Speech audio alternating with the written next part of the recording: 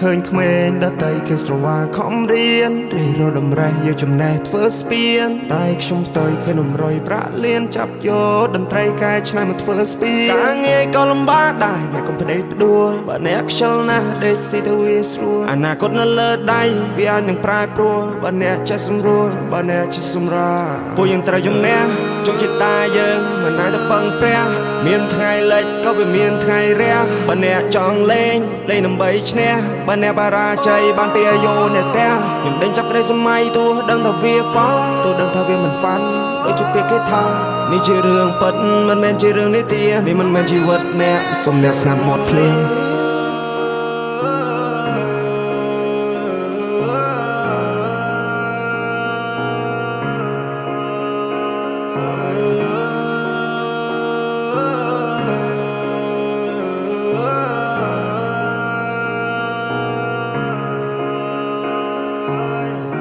ទីកន្លែងដែលมันធ្លាប់មកត្រូវផ្ដើមសារថ្មីក៏មិនតកសោកអោបមហិច្ឆតាតាំងពីផ្ទះមកសច្ចាខ្លួនអញបាញ់ដួលក្រោកចិត្តធំចេញក្រៅទាំងនមេក្តៅចង់ដើរផ្សងព្រេងក៏មកជីវិតបោកបៀមទុកយ៉ាងណាក៏នៅតែទ្រាំព្រោះចិត្តចង់រកលុយតាំងពីក្មេងទឹកភ្នែកស្រកចោះអាណិតខ្លួនឯង300គីឡូម៉ែត្រខ្ញុំត្រូវខំសាងតំណែងដល់ដីថ្មីគ្មានអ្នកគេស្គាល់ត្រូវកសាងគេឈ្មោះចាំងចែងលើលោកនេះមិនមែនលំបាកតែឯងលទ្ធផលនឹងតបស្នងស្ដាយស្ដាយបើសិនជាអ្នកខំប្រឹងឈរជើងឲ្យមាននំណង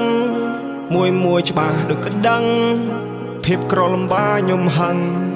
ជីវិតគ្មាន control អាល់យើងជាម្ចាស់កប៉ាល់ខ្ញុំប្រើសំឡេងវាយភ្លេងដូចជាអ្នកបដាល់គ្មានឧបសគ្គណាអាចធ្វើឲ្យខ្ញុំចាល់ជីវិតនេះខ្ញុំរលេងបលលេងដូចជាបាល់ខ្ញុំជាក្មេងម្នាក់ដែលខុសពីគេជួយចិត្តយកឧបករណ៍ភ្លេងយកមកលេងទោះអ្នកដទៃគេមើលមកខ្ញុំឃើញផ្សេង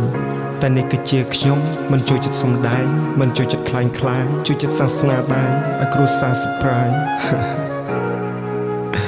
នេះជាការពិតខ្ញុំមិនដោះស្លាប់តែខ្ញុំនឹងហោះឲ្យបានឆ្ងាយមានគេសើចមានគេយំព្រោះជីវិតខ្ញុំទុកនៅលើដៃរបស់ខ្ញុំជាអ្នកអមជើងរបស់ខ្ញុំចង់ដើរស្រេចតែខ្ញុំគ្រួសារគ្មានលុយដុំតែខ្ញុំអ្នកបង្កើតលុយដោយខ្លួនឯងម៉ាក់ប៉ាខ្ញុំបង្រៀនកូនឲ្យប្រឹងប្រែងជីវិតខ្លួនឯងកុំពឹងលើអ្នកដទៃប្រយ័ត្នណាពាក្យសម្ដីនិយាយច្រើនវាគ្មានន័យ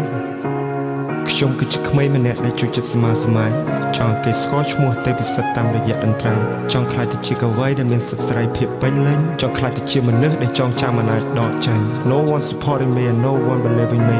I just want to say fuck you cause I need nobody I come here for fight មិនមែនមកប្តីផ្ដួលជីវិតនេះមានច្រើនដំណាក់កាលណាស់មិនមែនស្រួល This is the message for you all ចំណុចខ្សោយមិនត្រូវបានបង្ហាញមានតែភាពក្លាហានក៏មិនអាចទៅដល់ប្រើគោចំហខ្លួនឲ្យបានរឹងមាំប្រើចំណេះបញ្ជារាងកាយធ្វើវាមួយតើដិតដល់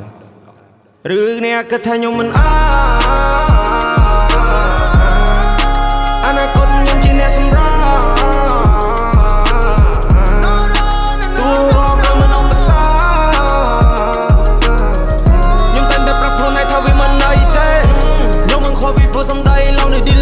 ជីវិតខ្ញុំអ្នកសម្រេចមិនមែនសម្រេចលើមាត់គេហៅខ្ញុំមកក្មេងលេខ1ណាបត់ខ្ញុំអត់ថប់ឃើញទេពេលនេះខ្ញុំស៊ីដេកលេងព្រួយខ្ញុំចាប់បិទមាត់ពូននេះសោះណាធុញទ្រាន់នឹងជីវិតខ្ញុំធ្វើអ្វីមិនទាន់ស្គាល់ខ្ញុំពុកកមួនសន្មត់ក៏រពាសំដីគ្រប់យ៉ាងដែលអ្នកឃើញសិតតែខ្ញុំកំណត់គេហៅខ្ញុំមកក្មេងលេខ1ណាបត់ខ្ញុំអត់ថប់ពេលនេះខ្ញុំស៊ីដេកលេងព្រួយខ្ញុំចាប់បិទមាត់ពូននេះសោះធុញទ្រាន់នឹងជីវិតខ្ញុំធ្វើអ្វីមិនទាន់ស្គាល់ខ្ញុំពុកកមួនសន្មត់ក៏រពាសំដីគ្រប់យ៉ាងដែលអ្នកឃើញសិតតែខ្ញុំកំណត់